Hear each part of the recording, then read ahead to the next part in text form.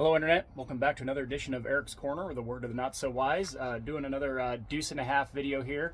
I finally got my electrical system all buttoned up. I'm going to show you what I ended up doing here. I did another video you might want to refer back to kind of see some of the progress if you see, so you can see kind of where I went with everything. So I mentioned I was going to put a board on here, which I did to give myself a little bit more room. I got my heaters all done, all wired in. I'm going to do a different episode on that, but this is what I ended up with. I got my fuse blocks here. This is my 12 volt system, and this one is my 24 volt system. You will be doing yourself a very big favor if you wire your 24 volt system with a different color. It'll make it easier to run wires and troubleshoot and find things, because all those run up the side, underneath here, and so forth.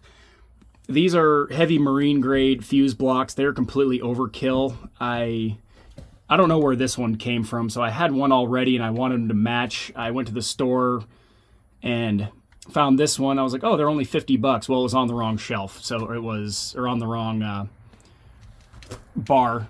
So it was actually like 80 bucks. So that's kind of overkill. It's kind of nice to have the heavier stuff. I got all my wires heat shrank. Use nice little heat shrinks. These ones here at Napa in town are about 70 cents a piece. And Amazon has some other ones that are only about 13 or 14 cents a piece. I mean, are these ones better? I mean, probably, but are they 55, 60 cents each better? Probably not. Make sure you fuse off all the wires that you run. Got that one there, this one here. Again, you'd be doing good to make your 24 volt side yellow, which I did not have. See this other style of heat shrink, but I highly recommend using these. So I have a parallel 12 and 24 volt system on this. So here's my battery maintainer, which broke off almost immediately. I'll have to band that on with something. I went with this charger. I wanted to get rid of all this super high-tech stuff. I just wanted a straight analog one where it just has a switch that you turn on. So in case you lose power, when it comes back on, these will sometimes reset and you have to turn them on. This one I plug it in and it just kicks on. So thankfully it'll work okay. And then this guy right here, here's where the magic really happens. This is a 24 volt to 12 volt charger. I found them on eBay, and the one I found was a lithium battery charger. It's for like RVs and stuff. And I wrote them, I was like, well, will this work for a regular lead acid battery? They said no, but we do have ones that will work. So I was like, okay, cool. So they sent me this. I want to say it was a couple $100, but this one runs off the battery and then comes up and then goes to this switch. I wanted to put this on the dashboard because I thought it would be cool. I was going to use this switch and put it underneath here somewhere, but I didn't want to be reaching underneath there and risk slicing my hand open on those hose clamps. So I went this style, and it's, you know, I'm tall enough to reach it from the other side. Like I said, I wanted it on the dashboard, but this is totally fine. It's where everything else is. I was also going to put this stuff underneath here. There is room for it. I could have adjusted things, but you know, sometimes I have a car seat in here, and you know, I don't want to be fussing with trying to reach underneath there and see what's going on. This, I just open the door, it's all out of the way, and it's all just right there. There is an LED light here that's supposed to come on when it's on.